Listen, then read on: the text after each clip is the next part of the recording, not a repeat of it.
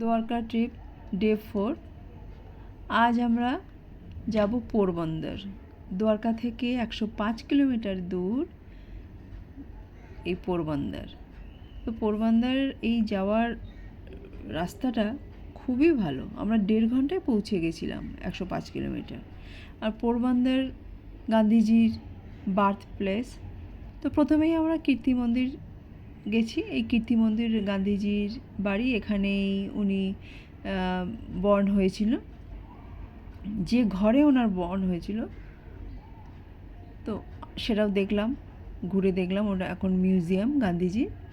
তারপর ওখান থেকে আমরা এই হুজুর প্যালেসে আসলাম। হুজুর প্যালেস এখন বন্ধ, তাই আর ভেতরে ঢোকা হলো না, বাইরে থেকেই ঘুরে দেখলাম চারপাশটা।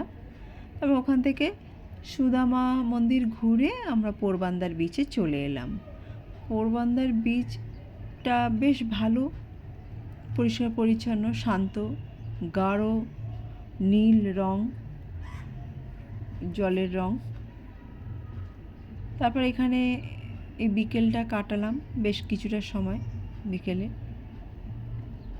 কাটিয়ে আমরা ব্যাক করলাম আবার দ্বারকায়। তো দ্বারকা ট্রিপ আমাদের খুব ভালোই কাটলো 4 দিন। এবার তো আমাদের ঘরে ফেরার পালা। তো পরদিন সকাল 12:30টায় আমাদের ট্রেন ছিল, ফেরার ট্রেন। তো আমরা ফিরে এলাম